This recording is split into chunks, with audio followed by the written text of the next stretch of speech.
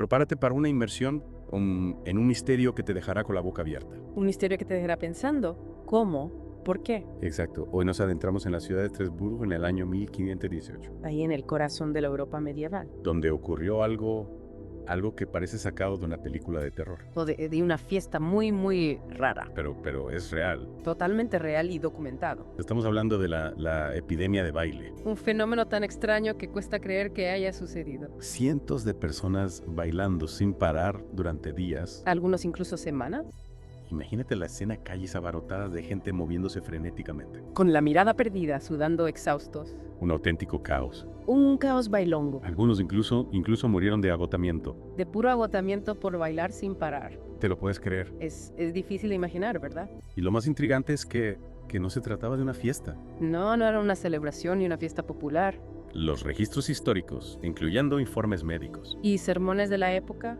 Describen el baile como algo involuntario, Un trance angustioso. que se apoderaba de la gente. Como si algo los obligara a bailar. Vale, empecemos por el principio. Por el principio sí. ¿Cómo se desencadenó esta locura colectiva? Todo comenzó con una sola mujer, una tal Frau Trofea, Protofea. en julio de 1518. Julio de 1518. Salió a la calle y se puso a bailar, ¿Sin más? sin música, sin motivo aparente. Y bailó y bailó y bailó. ¿Cuánto tiempo? Durante días, Espera, simplemente empezó a bailar en medio de la calle. en medio de la calle. Y nadie la detuvo. Parece que al principio la gente lo tomó como una excentricidad. ¿Ya? Pero la cosa se complicó cuando otros empezaron a unirse a su baile frenético.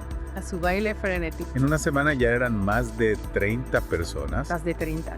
En un mes, cientos. Es como una versión medieval de Flashdance, Ya, sí, algo así. pero con consecuencias mucho más graves. Mucho más graves, por supuesto. ¿Qué hicieron las autoridades ante esta situación tan extraña? Pues agárrate, porque su respuesta fue aún más extraña. más extraña, aún no me digas. Consultaron a los médicos de la época, A los médicos. quienes después de mucho deliberar llegaron a la conclusión ¿De qué? de que la causa era un exceso de sangre caliente. Sangre caliente. ¿En serio? En serio, esa era la teoría médica de la época. ¿Cuál era la cura para eso? ¿Sangrías? No, nada de sangre. Sanguijuelas. Tampoco la solución que propusieron fue más baile. Más baile. Es que nadie en el siglo XVI tenía sentido común. Bueno, su lógica era que si la gente necesitaba bailar, había que dejarles bailar Hasta que se les pasaron. hasta que se les pasara la fiebre. Creían que con eso bastaba. Creían que el baile purgaría el exceso de sangre caliente y restablecería el equilibrio del cuerpo. O sea que en vez de intentar calmar la situación, la alimentaron aún más. De alguna manera sí. Abrieron mercados, construyeron un escenario e incluso contrataron músicos. Para animar el cotarro. Es como si hubieran montado una rave medieval para combatir una plaga. Y jaja, es una imagen bastante acertada. Y aunque a nosotros nos parezca una locura, hay que entender el contexto de la época. Claro, en el siglo XVI, la medicina estaba aún muy ligada a la superstición y la religión. Tiene sentido. Si no sabían qué lo causaba, era fácil recurrir a explicaciones sobrenaturales.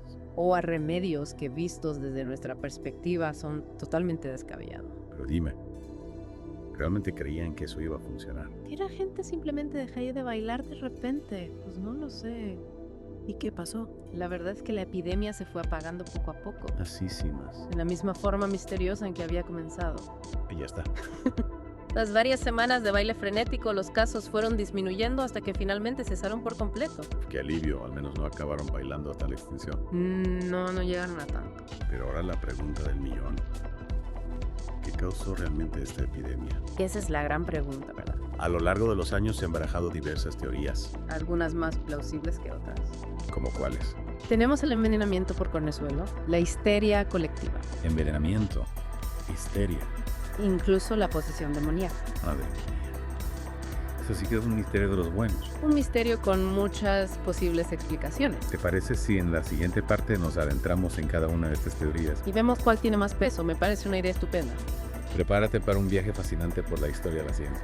Y un toque de locura. Retomemos nuestra inmersión en la epidemia de baile, te propongo un juego. Un juego. Y si intentamos resolver este misterio como si fuéramos detectives del siglo XXI. Me gusta, me gusta. Tenemos el escenario, las víctimas. Solo nos faltan las pistas. Vale, Sherlock Holmes. En la época medieval me adjunto, empecemos por la primera teoría que mencionaste. La del envenenamiento por cornezuelo. ¿Qué sabemos de este sospechoso? El cornezuelo es un hongo que crece en el centeno.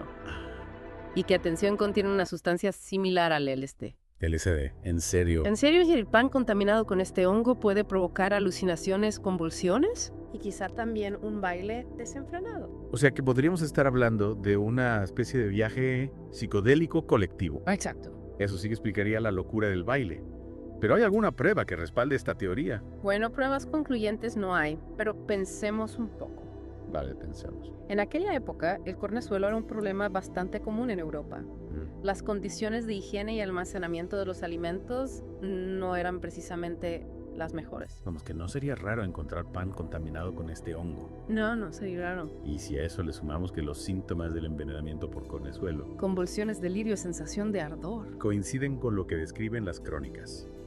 La cosa se pone interesante. Muy interesante. El cornezuelo tiene un historial delictivo bastante amplio. Ah, sí. Cuéntame. Se le ha relacionado con otros sucesos históricos como los juicios de Salem, Los juicios de Salem.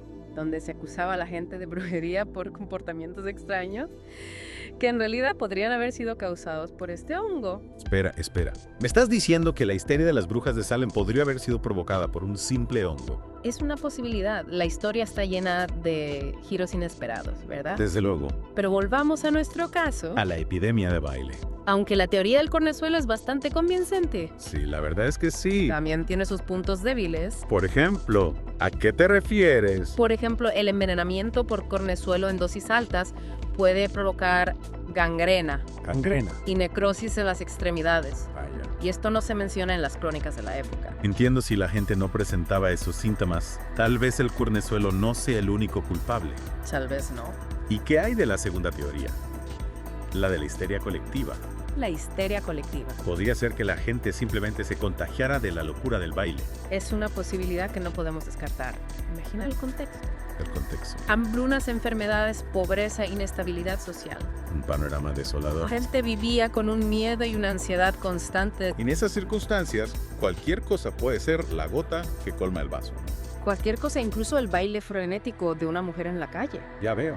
La histeria colectiva se alimenta del miedo, de la incertidumbre, de la falta de explicaciones. Claro. Y en el siglo XVI, el sobrenatural era una explicación tan válida como cualquier otra. Si no podían encontrar una causa lógica, era fácil recurrir a la brujería, al castigo divino. O un hongo alucinógeno. Acá cierto. Lo importante es que la histeria colectiva tiene un precedente histórico. Sí. Hay casos documentados a lo largo de la historia Ajá. donde el miedo y la sugestión han provocado comportamientos extraños y masivos. Y ahí, ¿Recuerdas el caso de los niños de Salem?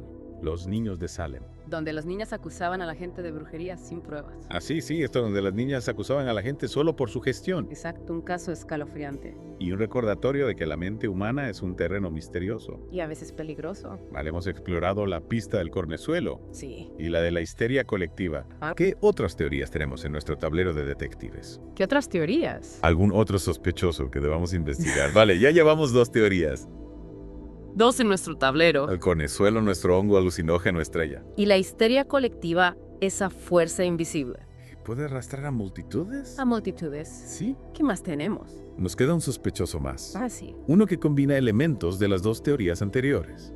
Interesante. Es la propuesta del historiador John Waller. John Waller? En su libro A Time to Dance, A Time to Die. A time to dance, a time to die. Waller argumenta que la epidemia de baile fue provocada por una combinación letal, ¿Letal? hambruna extrema y fiebres altas. Espera, fiebre. Fiebres altas. ¿Acaso la gente bailaba por estar delirando? Es posible, piénsalo. Ah, bueno, En aquella época, Estrasburgo estaba pasando por una época durísima. durísima. Malas cosechas, enfermedades, pobreza. La Ya, gente estaba débil y vulnerable. con el estómago vacío y la cabeza ardiendo. Cualquiera se vuelve un poco loco, ¿no? Supongo.